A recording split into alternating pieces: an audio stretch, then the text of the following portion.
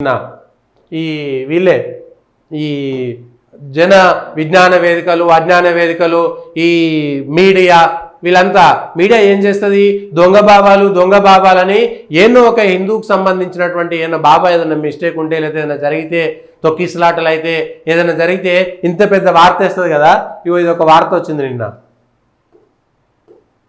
ఇక్కడ ఎక్కడో ఒక వార్త వచ్చింది నాకు ఇది ఎల్పిఆర్ఎఫ్ అంట లీగల్ రైట్స్ ప్రొటెక్షన్ ఫోరం అనేటువంటిది నిన్న ఎవరు మిరాకిల్ హీలింగ్ అనేటువంటి పేరుతోటి ఈ చర్చ్ బెల్లంపల్లిలో కల్వరీ మినిస్టర్స్ అంట ఈడోడు పాస్టరు ఎవడో అని అంటున్నా పాస్టరు ఏం పేరు ప్రవీణ్ కుమార్ అట ప్రవీణ్ కుమార్ ఆయన కూడా మతం మారాడు ఆయన పేరు ప్రవీణ్ అంటేనే ఆయన మతం మారినట్టే దేశానికి ప్రమాదం రాబోతున్నది మత మార్పిడి ముఠాల వల్ల ఎస్ ఈ దేశానికి మత మార్పిడి వల్ల ఈ అజ్ఞాన కుటుంబాలు ఈ ఛానల్స్ యూట్యూబ్ ఛానల్స్ లేకపోతే మిగిలినటువంటి అనేక ఛానల్స్ విజ్ఞాన వేదిక దొంగ బాబా చేయనట్లు తీస్తాడు నిమ్మకాయల నీళ్ళు ఎట్లు వస్తాయి కొబ్బరికాయల ఎర్ర రక్తం ఎట్లు వస్తుంది ఇది వస్తుంది అది వస్తుందని అన్ని ఏషాలు వేసి చూపిస్తారు కదరా అవును రారా పోరాని అంటున్నా మరి మీకు దమ్ముంటే ఇగో కల్వరీ మినిస్టరోడు వీడోడో చిన్న పాపదేనో వీడియో కూడా వచ్చింది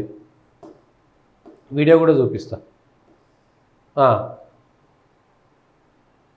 చిన్న పాపకు కిడ్నీ అంట కిడ్నీ ఫెయిల్ అయితే ఐసీయూలో ఉన్నదట ఐసీయూలో ఉన్న పాప ఈయన దగ్గరకు రాగానే ఐసీయూలోకించి బయటపడ్డదట ఇగో ఈ వీడియోలు చూపించి జనాలను పిచ్చోళ్ళని చేస్తారు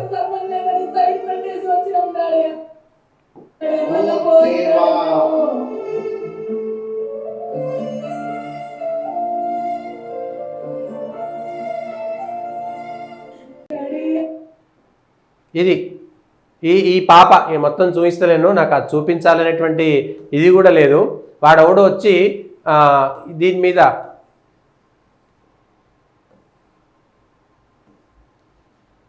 ఈ ఎల్పిఆర్ఎఫ్ అట పాపం ఎల్ఆర్పిఎఫ్ అట పాపం వాళ్ళను ఒప్పుకోవాలి వీళ్ళు కల్వరీ మినిస్ట్రీకి చెందిన పాస్టర్ ప్రవీణ్ కుమార్ పేరుతోన్న అధికారిక యూట్యూబ్ ఛానల్లో మే 16 ఒక వీడియో అప్లోడ్ చేశారు అందులో కిడ్నీ చెడిపోయిన బాలిక హైదరాబాద్లో నీలోఫర్ ఆసుపత్రిలో చికిత్స పొంది ఐసీయూలో ఉందని తల్లి చెప్పబడుతున్న మహిళ రోధిస్తుంది ఈ విషయం పైన ఎంక్వైరీ చేయాలి రాష్ట్ర ప్రభుత్వానికి దమ్ముంటే నీ విజ్ఞాన వేదికలు అజ్ఞాన వేదికలకు దమ్ముంటే పోన్రపై మీరు ఇక్కడికి పోయి ఆ అమ్మాయి నిజంగా ఒరిజినల్గా కిడ్నీ సమస్యలతో ఉన్నదా లేకపోతే అమ్మాయి తల్లి తండ్రేనా కాదా వాడు చెప్పింది నిజమేనా ఇవన్నీ కూడా దీనిపైన ఎంక్వైరీ చేయాలి బెల్లంపల్లిలో ఏమైతుంది తెలంగాణలో ఇంత లేకపోతుండే మత మార్పిడి ఈ దరిద్రమైనటువంటి మత మార్పిడి వచ్చిన ఎస్ ఎవరైనా ఇష్టం లేకపోతే చూడకుండా పోయిన ఛానల్ కానీ ఇదే చెప్తున్నా మత మార్పిడిలు అనేటువంటి దానికి నేను తీవ్రమైనటువంటి వ్యతిరేకం భారతదేశంలో అదొక పెద్ద కుట్ర ఈ దేశం పైన బ్రిటిష్ వాడు ఎంత కుట్ర చేస్తుండో ఆ తర్వాత స్వతంత్రం వచ్చిన తర్వాత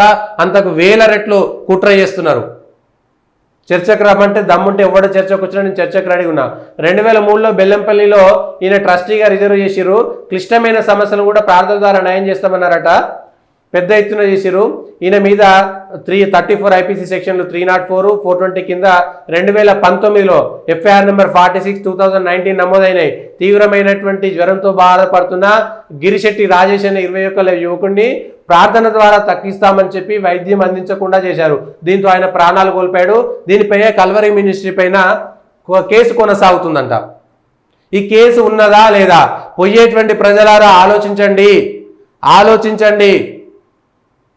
ఇవన్నీ నాటకాలు ఉంటాయి కొన్ని వందల సార్లు ఇప్పటికే ప్రూవ్ అయింది అంతకుముందు వాళ్ళకు బాగా ప్రిపరేషన్ చేస్తారు చాలా మంది మిత్రులు దీనిపైన యుద్ధం చేస్తున్నారు కానీ ఒక న్యూస్ చెప్పాలి కాబట్టి ఈయన మీద షారోన్ అద్భుత నివారణల పేరు మీద షారోన్ అంటే అమ్మాయి అబ్బాయి షారోన్ మరి ప్రవీణ్ కుమార్ ఆయన భార్య షారోన్ అట అమ్మాయి వాళ్ళ వైఫ్ మహిళ 1954 డ్రగ్స్ అండ్ మ్యాజిక్ రెమెడీస్ అభ్యంతరకరమైన ప్రకటనల చట్టాన్ని ఇదే దీనిపైన ఇది కేసులు పెట్టారు కదా కేసులు పెట్టాలి కదా మళ్ళా మేము ఎక్కడనే పొద్దుగా నేను వార్త చూసిన వీళ్ళకి దమ్ముండదు వాళ్ళ మీద మాట్లాడడానికి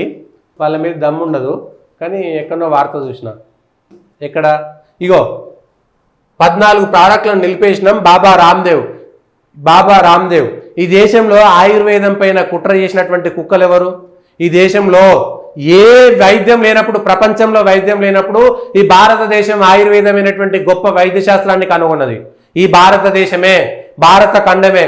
భారతదేశం అంటే ఇది కాదు, పెద్దది భారతదేశం అంటే ఇప్పుడున్న చిన్న ముక్క కాదు.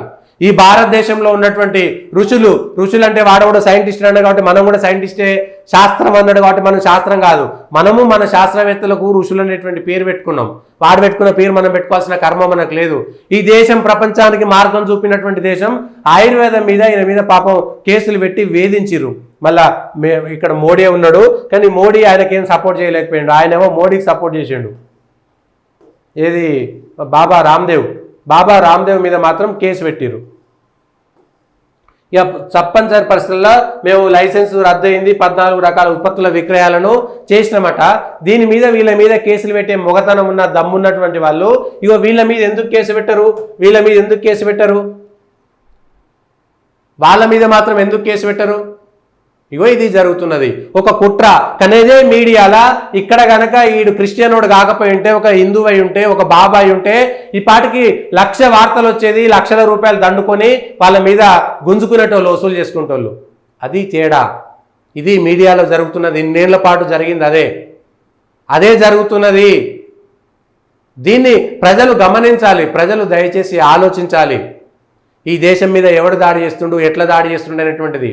ఈ దేశంలో ఉండి 4 పైసల కోసం మతం మారేటువంటి వాళ్ళందరూ కూడా ఈడు కూడా మతం మారినోడే.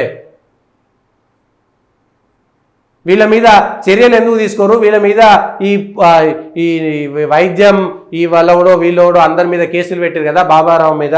మరి వీళ్ళ మీద కూడా ఎందుకు కేసులు పెట్టలేదు? వాళ్ళ మీద కూడా ఎందుకు కేసులు పెట్టలేదు? అది కదా చేసింది. దాన్ని కదా చెప్పాల్సినటువంటి అవసరం ఉన్నది.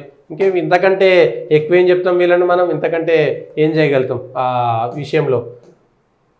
ప్రజలు దయచేసి ఆ విషయాన్ని ఆలోచించాల్సినటువంటి ఏదైతే ఉన్నది, లేకపోతే కష్టం.